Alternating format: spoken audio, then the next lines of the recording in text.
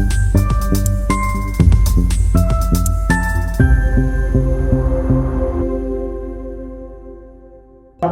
beruntung banget.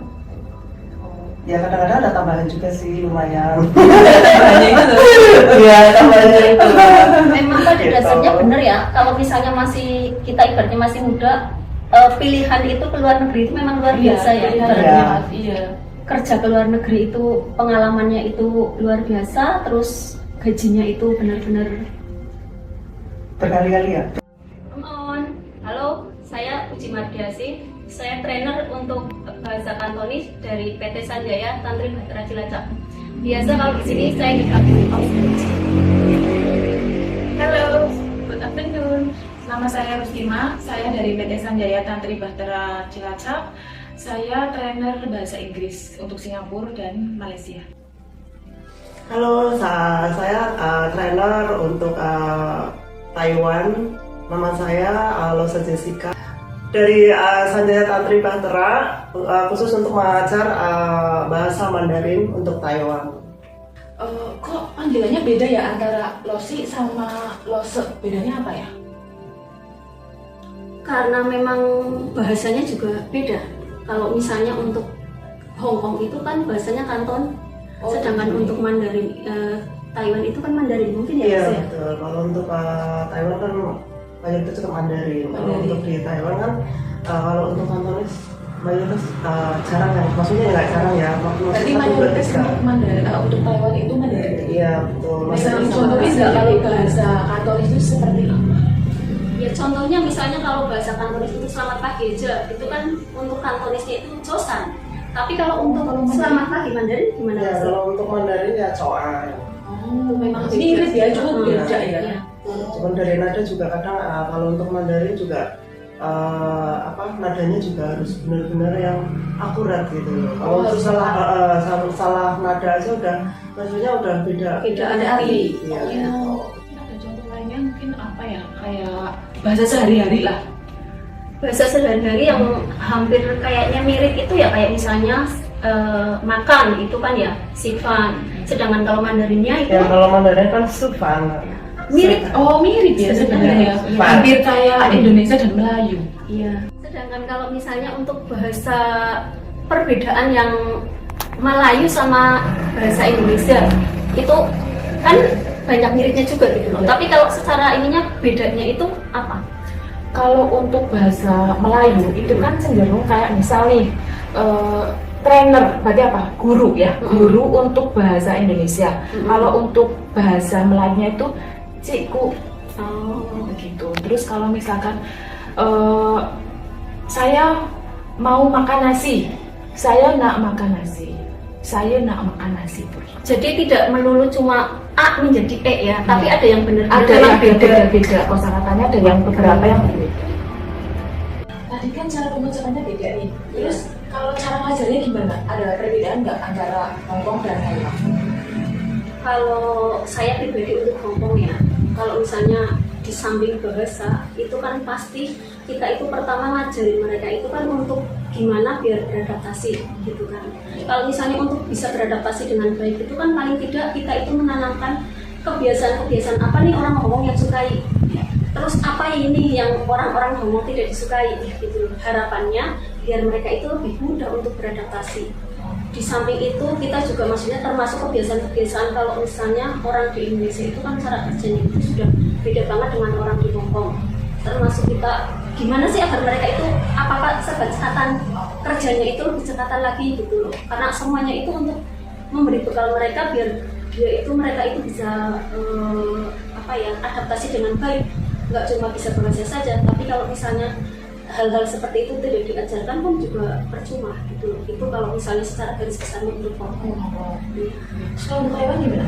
Ya kalau untuk Taiwan, kalau pelajaran untuk Taiwan itu memang ya kalau Taiwan itu kebanyakan tujuannya ke Jombong ya. Ya memang terutama itu ya bisa beradaptasi juga, terutama itu sama pasien dan majikan ya itu terutama ya. Dan selanjutnya kalau untuk di Taiwan, kalau saya sendiri itu memang ya ini hampir sedikit sama ya, tapi ada perbedaan lah sedikit terutama sama pelajaran antara Hongkong dan Taiwan ya.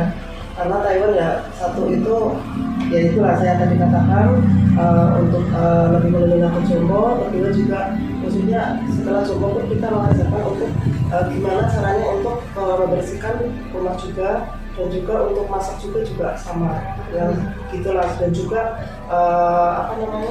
ke pasar juga, dan juga harus memperhatikan pasien juga. Tapi ya yang paling nomor satu itu memang Pasien dulu, ke ya. pasien dulu, setelah itu baru yang lain-lain gitu. Kalau Gitu. tambahan lagi ya, kenapa kalau misalnya di Hongkong itu kebanyakan apa serba cepat, karena rata-rata Hongkong itu kan jaga baby, jaga anak juga ya kan. Iya. Kalau misalnya jaga anak, kita itu kayak ibaratnya itu dituntut mereka itu tuan sama nyonya kan kerja, kita itu menghandle semuanya. Itu dari mulai masakan, cara kita itu harus tahu besok masak apa itu. Kita itu benar-benar mikir sendiri loh. Jadi benar-benar harus bisa bisa memanage semua ya. waktu gitu loh. Gimana nih agar bisa terhandle semuanya, mulai dari pemilihan menu pagi, terus anak-anak itu juga jarang yang cuma sekolah aja, kadang ada les dan sebagainya gitu loh. Bekal juga itu benar-benar makanya dituntut untuk lebih cekatan, itu poin penting sekali. Kalau misalnya kita itu kebiasaan lelet itu nantinya akan di sana sendiri yang susah, nggak bisa ngatur waktu gitu. Terus kalau Taiwan itu kan ngangkat jompo itu kan kadang itu jompo itu berat badannya ya. Iya, Itu kan betul. ada yang kurus, ada yang berisi lah ya ibaratnya. Iya. Terus itu gimana sih triknya gitu loh? Kalau Nah, itu misalkan memang ada kita tekniknya juga, mungkin ya. juga ya ada tekniknya juga ya. Kita ajarkan juga gimana caranya untuk, sebagai contoh itu pasien dengan berat badan 80 kilo ya, sedangkan kandidat itu cuma berat badan itu sebagai contoh cuma 55. Itu juga ada triknya gimana. Iya. Ya, nggak langsung diangkat secara langsung, itu pun nggak bisa. Kalau itu nggak mungkin, akan tenaga kuat itu nggak mungkin. Diajarkan teknik kayak gitu Iya, ya. diajarkan Karena kalau gitu. misalnya melihat anaknya kecil, kayaknya pasien segini nggak kuat, tapi kalau ada tekniknya itu akan Ya, mempermudahkan akan kandidat. mempermudah dan juga akan meringankan beban juga. Dan Kalau untuk Malaysia sendiri bagaimana? Kalau Malaysia itu hampir sama lah ya, kan Melayu ibaratnya. Terus makanannya dari segi makanan ya kayak di sini ada gulai, di sini juga ada gulai gitu. Terus kalau misalnya kari, terus kayak nasi lemak itu kan dari segi makanan. Untuk cara kerjanya kalau misalkan kita dapat majikan Melayu nih, kurang lebih hampir sama kayak Indonesia. Cuman memang dari cara kerjanya harus lebih cekatan, lebih bersih. Jadi kadang itu kalau majikan yang benar-benar dia teliti banget, dia yang sampai di colek-colek ini masih ada nih ya, pasti dia komplain kayak gitu. Terus kalau untuk yang dapat orang Chinese, ya itu berarti makanannya ya Chinese food kayak gitu. Jadi di sini juga kita harus ngajarin anak untuk belajar. Jadi lebih kompleks untuk masaknya ya, karena Iya. maksudnya ya masakan Melayu, Iya, ya Chinese macam-macam gitu. kita kadang-kadang ya mix lah kayak Oke. gitu, antara Chinese, Melayu kayak gitu. Itu Malaysia, kalau Singapura gimana? Kalau Singapura hampir sama sih, Ah. hampir sama tapi ya kalau untuk majikan Singapura itu memang lebih detail ya. Detail. Iya, kalau ini pengalaman saya pribadi nih, Hmm. majikan Singapura itu lebih tuntutannya lebih besar. Lebih besar. Harus cepet, harus bersih, terus pokoknya semua itu harus serba cepat dan Cepat bersih. gitu, Iya. Kalau untuk masakan ya itu masih sama. Kalau majikan dapat Melayu, ya masakan Melayu, Chinese food, kadang juga kan ada India kan. Ya. Kalau India ya berarti masakannya India. kayak masakan India kayak gitu. Terus ada juga tuh yang Western kan, masakannya ya Western kayak gitu. Kalau misalnya untuk masakan ya, antara India sama Melayu itu kan juga cenderung kayak rempah-rempah nih. Iya, Gitu loh. iya. Emang ada nggak sih maksudnya yang benar-benar bedanya rempah untuk masakan India sama Malaysia? Ada nggak? Kalau untuk India itu memang lebih apa ya? Banyak Kayak Iya. kari-kari perkarian kayak gitu loh. Banyak yang kari kayak gitu, terus roti-roti chapati kayak gitu. Terus nasinya juga beda kan? Kalau untuk nasinya dia pakai nasi biryani kayak gitu. Kalau Malaysia kan ya cenderung ke banyak santan. Banyak santan. Ada santannya kayak gitu. Terus ada sedia pedas. Tapi kalau untuk masakan Melayu sama masakan Singapura itu sebagai contoh masak kari kan, kebanyakan kari gitu. Itu mereka tuh suka makan sampai banyak nggak? Suka pedes-pedes. Kalau Melayu dia ada memang yang suka, tapi kalau untuk Chinese itu jarang sih. Walaupun ada mungkin, tapi yang saya tahu ini majikan saya kurang suka pedas. Dia paling cuma sedikit. Masih pedas. Kalau Hongkong gimana nih? Kalau untuk Hongkong itu kan sebenarnya untuk masalah masakan itu simpel. Kembali ke majikan sih sebenarnya ya gitu loh. Tapi secara keseluruhan itu masakan Hongkong itu benar-benar kayaknya sudah termasuk simpel. Dibanding Indonesia itu luar biasa simpel Hongkong gitu loh. Cuma untuk misalnya kita itu melatihnya itu mereka itu untuk benar-benar harus lebih ke sini. Terus juga jaga vitaminnya itu biar nggak hilang itu gimana? Nah kayak gitu. Jadi kalau misalnya gitu. Oke. Terus kalau untuk biasanya kan di sini kan banyak kandidat nih. Kadang itu attitude-nya gimana sih? Kalau ngajarin attitude ke kandidat Hongkong sama Taiwan itu gimana? Sebenarnya kalau misalnya untuk attitude ya, gimana ya? Kan untuk Hongkong itu rata-rata sudah X ya, sudah X. Tapi kan itu bukan jaminan. Yeah. Nah, kalau misalnya kita mau membentuk mereka kayak misalnya untuk attitude itu dikatakan lebih sulit, ya lebih sulit karena mereka itu kadang-kadang merasa bahwa lah saya itu kan sudah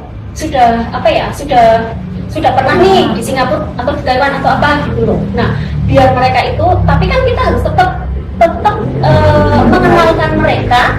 Kalau misalnya seperti yang tadi saya sampaikan, orang Hongkong itu nggak suka nih kalau misalnya orang yang seperti ini, orang seperti itu gitu loh. Lah, biar mereka jangan merasa bahwa mereka itu sudah bisa gitu ya. Karena dulu itu kamu itu sukses di Taiwan, sukses di Singapura, belum tentu nih di Hongkong kamu itu juga ini gitu loh.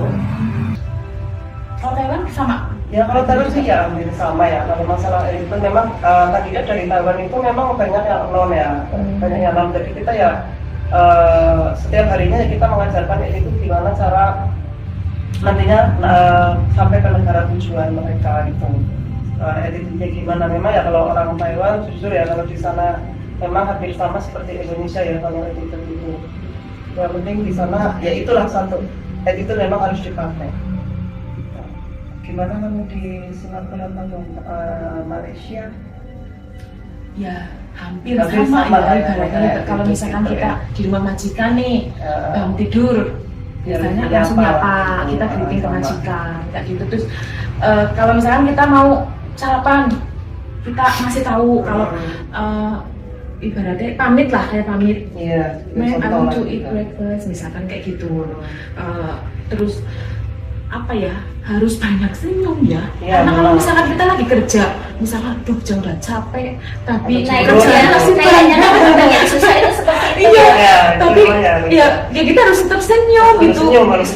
Makanya saya juga kadang-kadang ngomong sama kandidat, ibaratnya kalian itu punya masalah apapun di depan majikan itu harus tetap senyum gitu.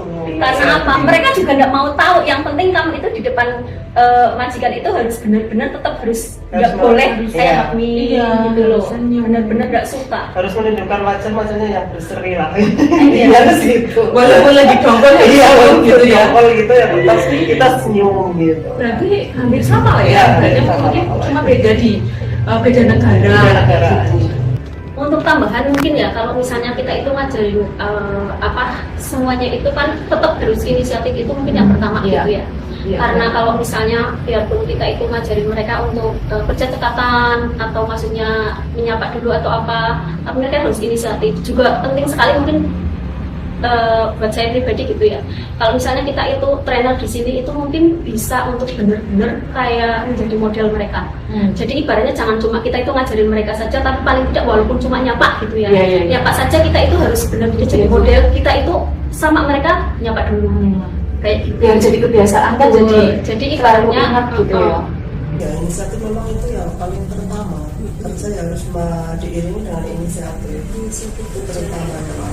Kalau nggak ada inisiatif kayaknya ya kayak nggak ada gimana ya, nggak ada patokan atau gimana ya. Susah gitu.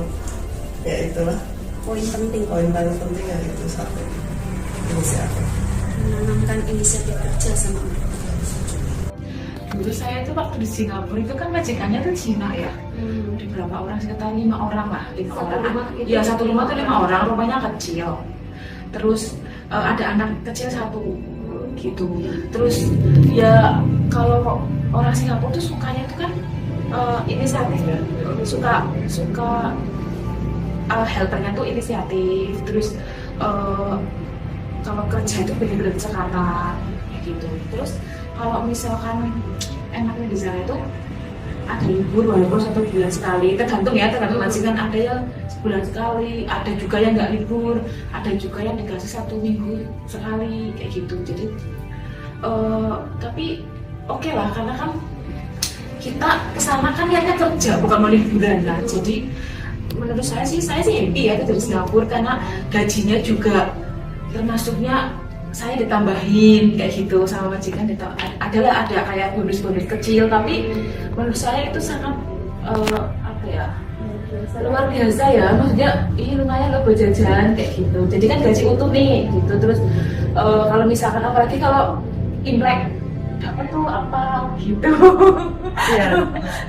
Dapat lumayan lah, bisa buat kirim ke rumah kayak Itu gitu. bulan gaji nggak ya kalau di sana? Tergantung gajinya ya, Enggak saudara kan kadang-kadang ya. Iya, tapi juga capeknya luar biasa ya. Jadi kan harus bersih-bersih rumah kayak gitu, harus semuanya harus bersih. Iya. Yang biasanya udah dibersihkan ya. Iya.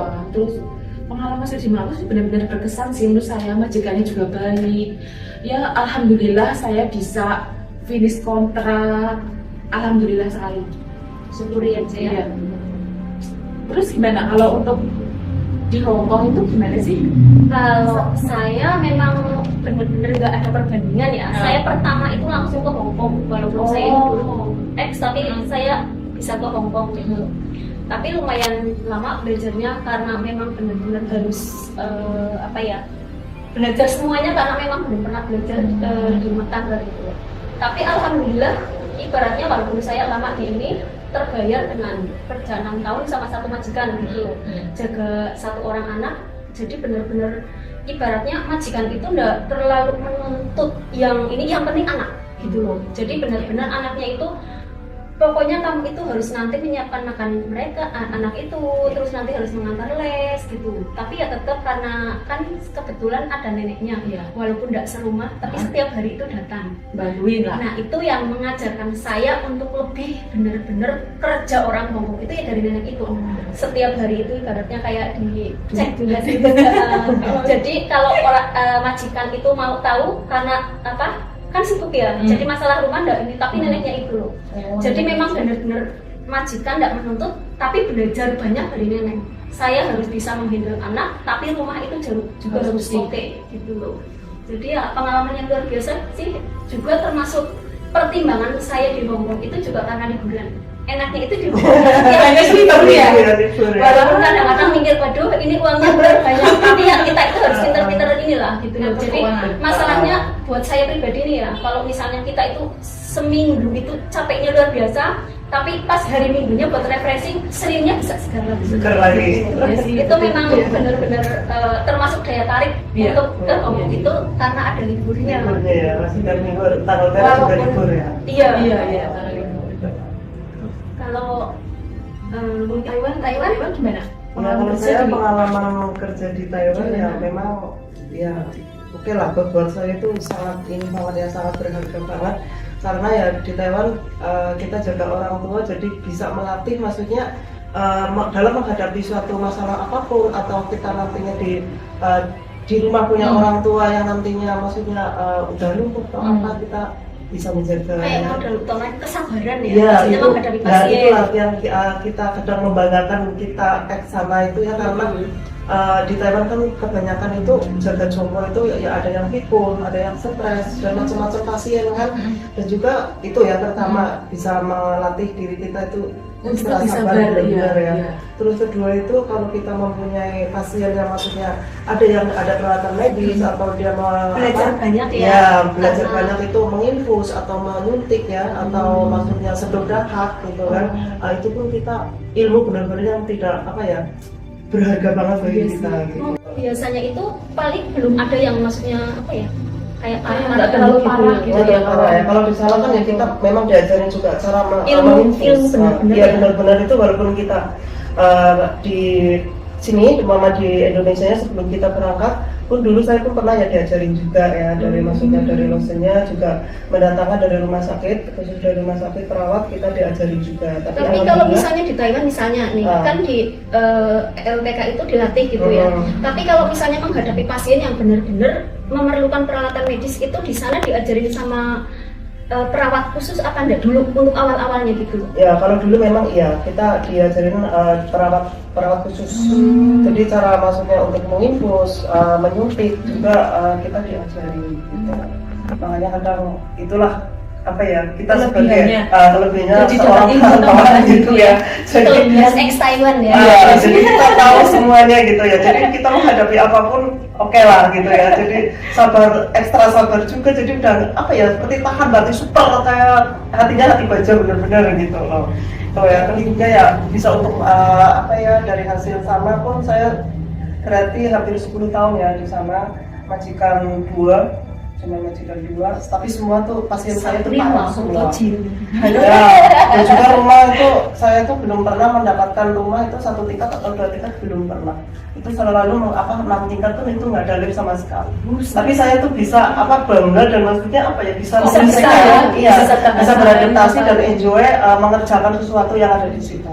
Dan juga pasien saya dari awal itu niatnya memang ya, niat itu dan juga saya bikin enjoy aja gitu ya karena ya majikan saya tuh bisa mengajarin saya karena majikan saya yang pertama itu ya dokter, kedua pun ya alhamdulillah dokter, jadi saya dari jahit pun saya diajarkan juga belajar banyak dari itu ya alhamdulillah. Bekerja sambil belajar gitu dapat ilmu walaupun saya nggak lulus saja dapat ilmu gitu kan, pengalaman yang pokoknya nggak ada. Aduh benar-benar itulah disitulah seorang perantauan yang benar-benar apa ya bermanfaat banget di off ya. Kalau saya tuh memang nggak begitu banget. Karena banyak menuntutnya ke pasien sih selalu. Dan juga majikan saya kan maksudnya waktu itu seorang dokter, jadi maksudnya sangat sibuk. Ya paling saya di rumah ya sering bantuin dia juga sih, karena bukan praktek juga di rumah, jadi sambil belajar juga. Itulah beruntung banget, pokoknya beruntung banget. Ya kadang-kadang ada tambahan juga sih lumayan. Ya tambahannya itu. Memang pada dasarnya benar ya, kalau misalnya kita ibaratnya masih muda, pilihan itu ke luar negeri itu memang luar biasa ya ibaratnya. Kerja ke luar negeri itu pengalamannya itu luar biasa, terus gajinya itu benar-benar berkali-kali ya, dan tambah lemburan, tambah maksudnya ya ada tambahan dari majikan juga ada. Ingin ke luar negeri lagi? Sebenarnya saya kepengen, tapi itu nggak dapet izin dari suami, jadi ya sudah di Indonesia saja. Mungkin bagi orang-orang yang di luar sana yang ingin bergabung dengan kita di PT Sanjaya Tantri Bahtera Cilacap, ingin memperoleh pengalaman seperti kita tadi ya, luar biasa pengalamannya. Mungkin bisa cek alamat di bawah sini, dan kita banyak fasilitas pelatihan itu yang sangat memadai ya. Mungkin bisa dijelaskan fasilitas apa aja? Iya, pokoknya di sini kalau misalnya untuk modal ke sana itu bukan cuma bahasa saja, tapi untuk praktek-prakteknya itu termasuk luar biasa. Ada berbagai untuk fasilitas pelatihan, ada spa terapis, untuk housekeeping, juga untuk caregiver, babysitter, terus untuk kelas memasaknya itu juga termasuk oke ya. Jadi termasuk fasilitasnya itu, termasuk peralatannya itu cukup memadai. Jadi kalau misalnya bergabung dengan PT Sanjaya Tantri Bahtera Cilacap itu benar-benar tidak mengecewakan. Pokoknya sangat beruntung ya gitu. Ada tambahan mungkin? Tambahan ya. Oke. 让我们夹着把在那个三家当地把这个在吉朗阿布，在这里还有别墅，还有那个学那个，还有库阿妈、库阿公，还有那个18猪皮。在这里还有那个学那个香港，还有新加坡，还有那个马来西亚，还有 Choi Kian Hai Chung Sang. 再见。